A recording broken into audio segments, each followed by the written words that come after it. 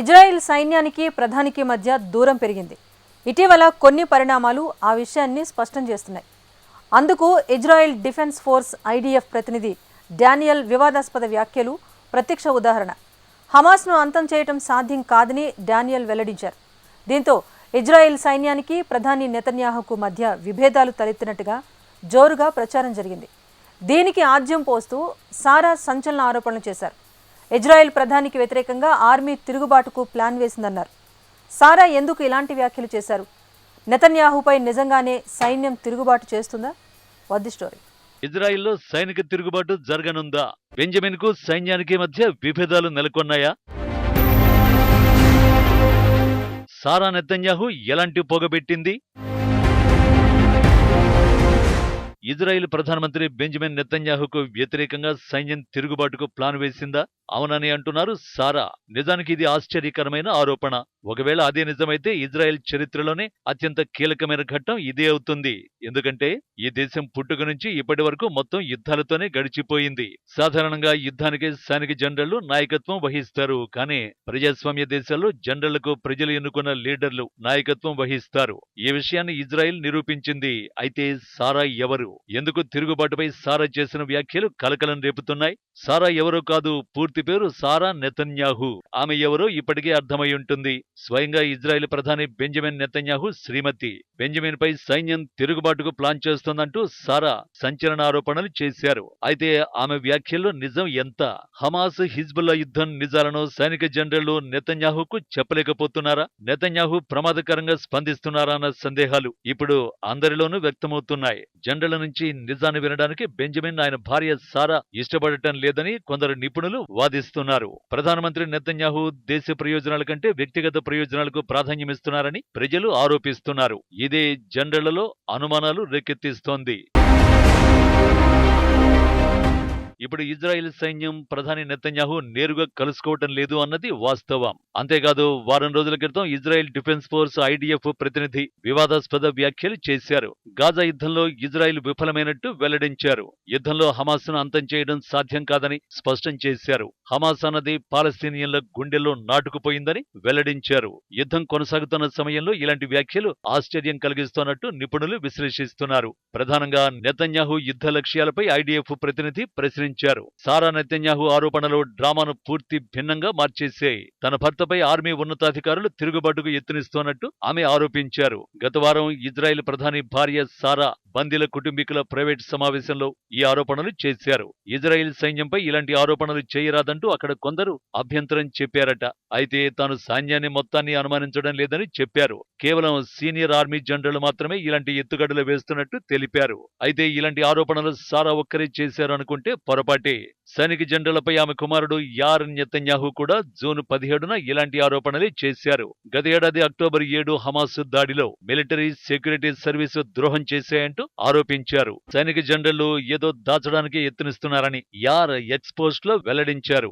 ఎలాంటి ద్రోహం చేయకపోతే దర్యాప్తునకు ఎందుకు భయపడుతున్నారని యార్ ప్రశ్నించారు. ఆర్మీ నిఘా చీఫ్లు హమాస్ దాడిని ఎందుకు అడ్డుకోలేదని నిలదీశారు. అక్టోబర్ 7న సైనిక ఉన్నతాధికారులు ఎక్కడున్నారంటూ మండిపడ్డారు. అయితే సారా యార్ ప్రశ్నలు ఆరోపణలను కొద్దిసేపు పక్కన పెడదాం. సున్నితమైన రాజకీయ దేశ భద్రతకు సంబంధించిన అంశాల్లో ప్రధాని కుమారుడు భార్య ఎందుకు జోక్యం చేసుకుంటున్నారు? ప్రజాస్వామ్య దేశంలో ఇది అత్యంత ప్రమాదకరమైన చర్య. ఎల్లప్పుడూ ప్రజలకు జవాబుదారీగా ఉండే బలమైన ప్రజాస్వామ్యం ఇజ్రాయెల్లో ఉంది. అయితే నెతన్యాహు ఆయన కుటుంబం సహనాన్ని కోల్పోతున్నారు. ఈ క్రమంలోనే వారు బహిరంగంగా వ్యాఖ్యలు చేస్తున్నారు. ప్రధానికి జవాబుదారీతనంగా ఉండాలని సైన్యాన్ని నిలదీస్తున్నారు. నిజానికి హమాస్ దాడి వైఫల్యానికి సైన్యం, భద్రత, రాజకీయ నాయకులు బాధ్యత వహించారు. కానీ ప్రధాని మాత్రం హమాస్ దాడికి బాధ్యతను స్వీకరించడానికి నిరాకరించారు. హమాస్ దాడి గురించి ఇంటెలిజెన్స్ నివేదికలు సెప్టెంబర్లోనే ప్రభుత్వానికి అందాయి. కానీ ఎలాంటి చర్యలు తీసుకోలేదు. ఈ నిర్లక్ష్యానికి ఎవరు బాధ్యులు? దీనికి ఎవరు బాధ్యత వహించాలి? తప్పకుండా ఇజ్రాయెల్ ప్రధాని బాధ్యత వహించాల్సిందే. ఇదిలా ఉంటే నెతన్యాహు మిలిటరీ మధ్య నెలకొన్న విభేదాలు తీవ్రమవుతున్నాయి. సైన్యంలోని అత్యధిక వర్గాలు నెతన్యాహు గురించి ఆందోళన చెందుతున్నట్టు తెలుస్తోంది. ఈ సమస్యలు సరిపోవన్నట్టు మళ్లీ పాత వైరం తెరపైకి వచ్చింది. యుద్ధానికి ముందు ఇజ్రాయెల్ సుప్రీంకోర్టుకు ప్రధానికి మధ్య వివాదం రేగింది.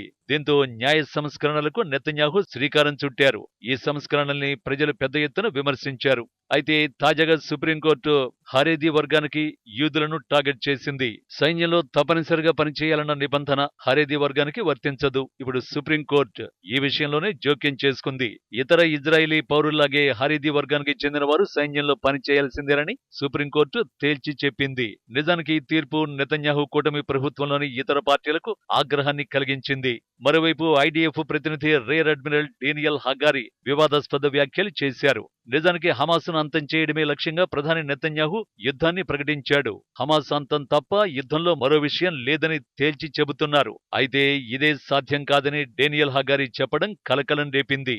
ఆర్మీకి ప్రధానికి మధ్య ఉన్న విభేదాలను హగారి వ్యాఖ్యలు వెల్లడిస్తున్నాయి. దీనికి సారా నెతన్యాహు వ్యాఖ్యలు మరింత ఆజ్యాన్ని పోసాయి.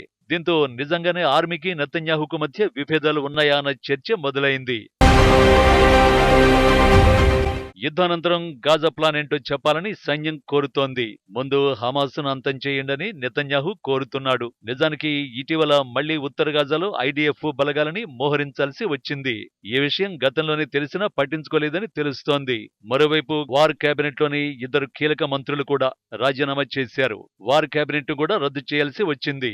నెతన్యాహుని రాజీనామా చేయాలని ప్రజలు డిమాండ్ చేస్తున్నారు. ఇప్పుడు నెతన్యాహు పలు వర్గాల నుంచి సవాళ్లు ఎదుర్కొంటున్నారు. సొంత సైన్యం, సొంత పార్టీ నాయకులు, కూటమి నాయకులతో పాటు అమెరికాలోని బైడెన్ అడ్మినిస్ట్రేషన్ తో వివాదాలు నెలకొన్నాయి. ఈ పరిణామాలన్నీ ఏం చెబుతున్నాయంటే ఎవరికీ ఎవరి మీద విశ్వాసం లేదని స్పష్టంగా తెలుస్తోంది. ప్రాథమికంగా సైన్యం, రాజకీయ నాయకత్వం మధ్య నమ్మకం లేకుండా పోయింది.